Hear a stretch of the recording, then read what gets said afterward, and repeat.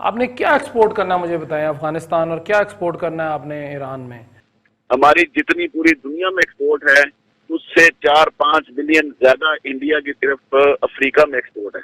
India पुराने कपड़े, India से पुराने कपड़े, इंडिया में देखें कितनी गुर्बत है, इंडिया से पुराने कपड़े वहां जाके बिकते रहे हैं।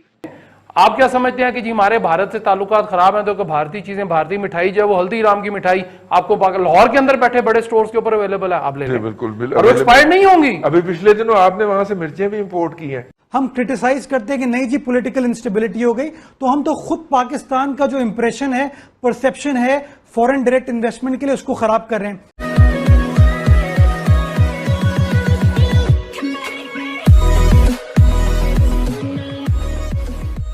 नमस्कार दोस्तों, अब यहाँ पर बात हो रही है कि भाई पाकिस्तान को ऐसा लगता है कि भाई हमारे आसपास के रिलेशन हमारे अच्छे होने चाहिए, जैसे अफगानिस्तान, ईरान, चाइना, इंडिया। अब यहाँ पर एक भाई साहब ने पूछ लिया कि भाई ठीक है, चलिए मान लीजिए कि आपके रिलेशन ईरान और अफगानिस्तान के साथ अच्छे हैं, तो आप कितना एक्सपोर्ट करेंगे? आप मतलब कितना एक्सपोर्ट करेंगे, कितना बिजनेस करेंगे, कितना ट्रेड करेंगे? और यहाँ पर रेफरेंस देने के लिए ये भी बता दिया उन्होंने कि पाकिस्तान की जितनी टोटल एक्सपोर्ट है ना, सिर्फ इंडिया अफ्रीका में उससे 4-5 बिलियन ज़्यादा एक्सपोर्ट करता है। अब पिछले दिनों ही नंबर आया था कि भारत की टोटल एक्सपोर्ट 750 से 800 बिलियन डॉलर है, और उसमें तकरीबन 200 से 250 बिलियन डॉलर जो है ना वो आईटी की एक्सपोर्ट है। और पाकिस्तान की टोटल एक्सपोर्ट 25 से 30 बिलियन मैक्स है। अब ज़रा सोचिए कि कितना बड़ा डिफरेंस है इंडिया और पाकिस्तान के अंदर, और फिर भी इनको चाहिए कि भाई नहीं हम, अब कैसे कंपैरिजन होगी? यही बात हो रही है। इसी के साथ ही वीडियो शुरू करते हैं। पाकिस्तान के बारे में जो इंडिकेटर्स हैं वो मुनासिब नहीं हैं। जो भी ग्लोबल रिपोर्ट्स आ रहे हैं उनके अंदर फिच की रिपोर्ट हो, एशियाई तरक्याती बैंक की रिपोर्ट हो और मूडीज़ की रिपोर्ट हो, इनके जो हैं वो कोई अच्छे, पिछले दिनों इकोनॉमिस्ट ने भी एक रिपोर्ट दी है, कोई अच्छे नहीं है। ऐसी सूरत के अंदर इकॉनमी की बात की जाए, एक्सपोर्ट्स को बढ़ाने की बात की जाए और इसके हवाले से बात की जाए और अपने अहबाब से पूछा जाए कि बांग्लादेश ने तरक्की तब शुरू की थी जब वहाँ पे एक तरफ स्ट्राइक चल रही होती थी और दूसरी तरफ कंटेनर जो होते थे उनका डिपार्चर डिले नहीं होता था, जो उनके एक्सपोर्ट्स के कंटेनर होते थे।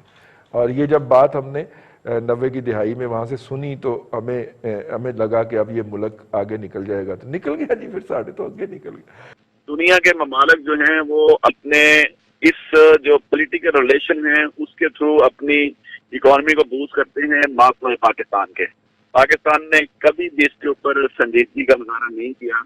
हमारी जितनी पूरी दुनिया में एक्सपोर्ट है उससे 4-5 बिलियन ज्यादा इंडिया की सिर्फ अफ्रीका में एक्सपोर्ट है। अफगानिस्तान के साथ जो है हमारी जो एक्सपोर्ट है वो तो अपनी जगह पे है, उसने नहीं बढ़ना।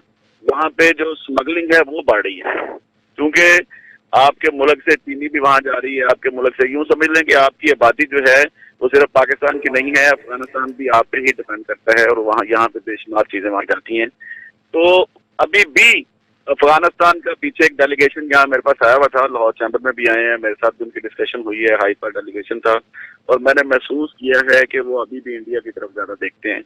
तो ये जो पोलिटिसाइज है इकोनॉमी, उससे हमें निकलना होगा।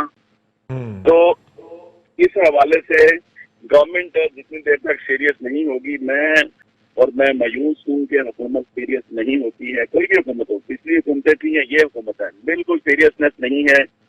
जिस तरह ईरान के साथ है, ईरान के साथ आपकी एक्सपोर्ट इसलिए नहीं बढ़ सकती कि इंटरनेशनली उसके ऊपर पाबंदियां हैं, मगर इंटरनेशनली पाबंदियां पहले भी थी जब ईरान इंडिया के ब्लॉक में था।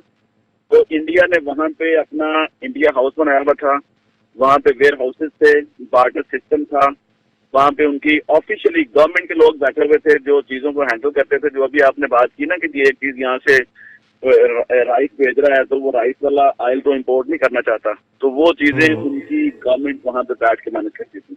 वहां से और भी काफी चीजें इंपोर्ट हो रही हैं, फ्रूट बड़ा इंपोर्ट हो सकता है और होता भी है। और पाकिस्तान से वहां पे, जिस तरह बेचारी साहब ने इसमें पॉइंट आउट किया है कि राइस की वहाँ बड़ी डिमांड है, राइस के अलावा वहाँ बेशुमार चीजें हैं। पाकिस्तान से ऑटो पार्ट्स भी वहाँ जाते रहे हैं और अभी भी जाते हैं। टेक्सटाइल सेक्टर की वहाँ बहुत डिमांड है, टेक्सटाइल की। इंडिया पुराने कपड़े, इंडिया से पुराने कपड़े, इंडिया में देखें कितनी गुर्बत है, इंडिया से पुराने कपड़े वहाँ जाके बिकते रहे हैं। तो लिहाजा ये बार्टर सिस्टम गवर्नमेंट की पार्टिसिपेशन के बगैर नहीं हो सकता। भाई साहब, मैं तो इस बात से परेशान हो रहा हूँ कि आपने जो आज टॉपिक रखा है आफरीन है आप पे, कि पाकिस्तान में आपका जो एक्सपोर्ट का आपको एक कीड़ा है वो पता नहीं क्यों बार बार आपको तंग कर रहा है। मेरी तो समझ में नहीं आ रही आपने क्या एक्सपोर्ट करना है, मुझे बताएं अफगानिस्तान, और क्या एक्सपोर्ट करना है आपने ईरान में। अब ये सिर्फ थोड़ी सी, अगर यूनाइटेड नेशंस का एक कोई उनका डाटा है ऑफिशियल जो पूरी दुनिया की ट्रेड देखता है, उसका अगर आप देखें तो उसके तो हालात और ही हमें कुछ बताते हैं कि 2000 जो अफगानिस्तान की आपके साथ ट्रेड थी जो 2011 में थी वो थी $2.6 बिलियन की। वो घटते घटते अब रह गई सारी $1 बिलियन के पास आसपास। इसी तरह ईरान के साथ आपकी जो 2017 में एक्सपोर्ट थी वो थी जी $930 मिलियन की, यानी 1 अरब के आसपास, पौना अरब, कम पौना अरब से ऊपर, काफी ज्यादा, $1 अरब से तकरीबन। तो अब बात यह है जी कि आप क्या एक्सपोर्ट करना चाहते हैं वहां पे, आप क्या भेजेंगे, क्या वहां पे आपके क्या मुल्क में चीजें मौजूद हैं? आपकी अपनी चीजें तो कंट्रोल हो नहीं रही हैं आपसे। आटा यहाँ पे महंगा कर रहे हैं, पूरी नहीं हो रही। आटा आपने महंगा किया, वो सारा अफगानिस्तान स्मगल हो गया।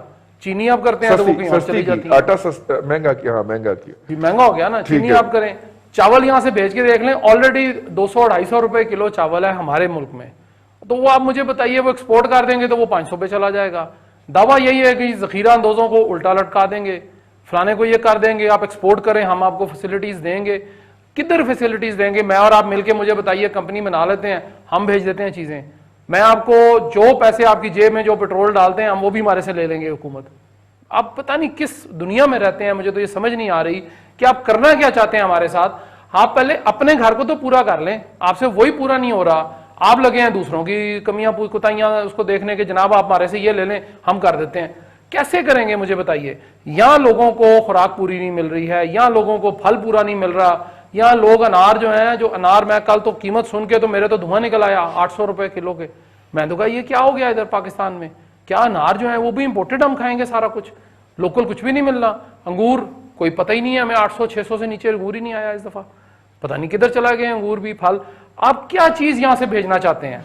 मैंने आपको जिन्स गिनाई है, जिन्स ही भेजेंगे ना। आप कहते हैं जी ऑटोमोबाइल की चीजें भेज दें, मुझे आप बताइए कि पाकिस्तान में गाड़ी 42 लाख रुपए की मिलती है, वही गाड़ी इंडिया में जो है वो 16-16.5 लाख रुपए की है। जो पाकिस्तान में 18 लाख रुपए की गाड़ी है वो इंडिया में, आप कीमत की करेंसी का फर्क निकाल लें, डबल होगी हमारे से उनकी। वो 6-6.25 लाख की मिलती है, यहाँ पे वो 18 लाख की मिलती है, 1 गुना 3 गुना ज्यादा।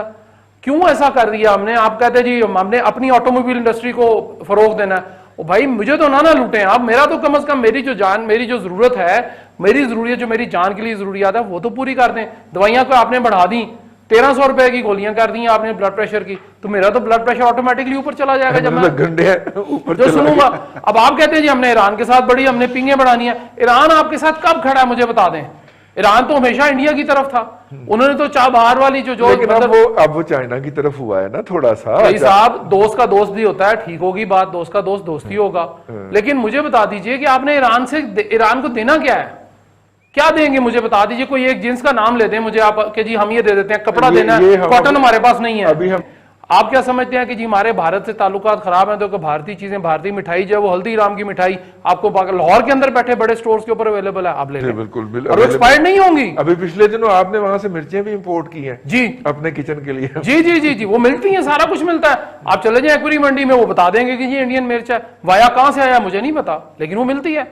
अब क्या हम किस तरफ जाना चाहते हैं? हम क्या बिजली बाहर से लेनी, हमने अपना कुछ नहीं करना, बिजली की तार नहीं मिल रही, हमें ये नहीं मिल रहा।